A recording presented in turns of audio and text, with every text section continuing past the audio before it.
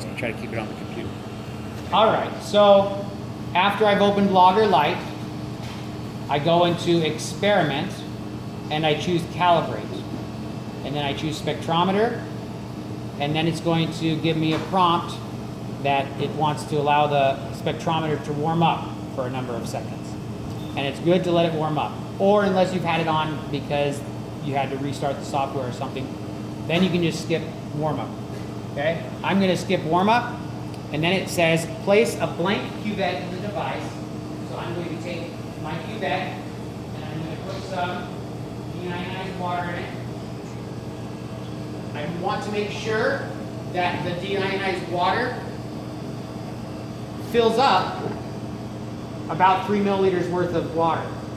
If it's too low, the wavelength or the beam of light might be about where the interface between the water and the air is, and then that will just bounce some light up. And this machine will think that that is being absorbed when it's not actually being absorbed, right? Because if the light is just deflected some other direction, it'll think it's being absorbed.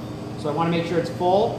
I want to make sure that I don't have any air bubbles in the region where light should go through.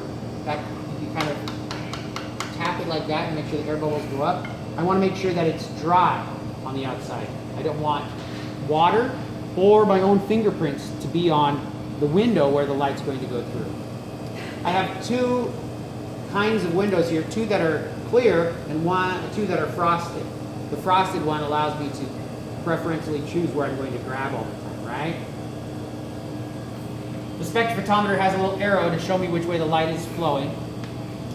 And I want to make sure I put in my sample so that the clear windows are in line with the light's flow, right? And then I can say finish calibration. And then after I say finish calibration, it's going to allow me to close that window. And then I'll choose collect. Okay?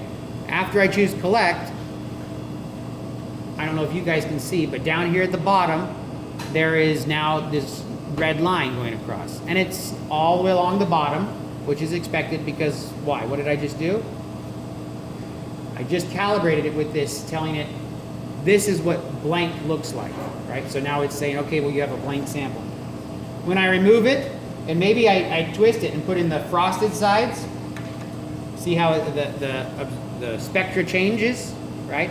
Everything shifts up a little bit. Everything shifts up.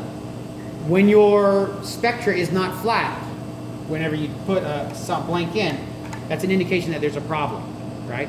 So I put the sample back in there, and you can see that there's a little bit of, it's still not, I don't know if you can see, but I can see here, there's a tiny bit of movement off of the baseline. And that's because there's a little bit of wiggle room in this thing. Every time I put it in, it's slightly different. But that's not too much noise. That's okay. All right? So now I can move forward, putting different concentrations of my colored sample in. That's good.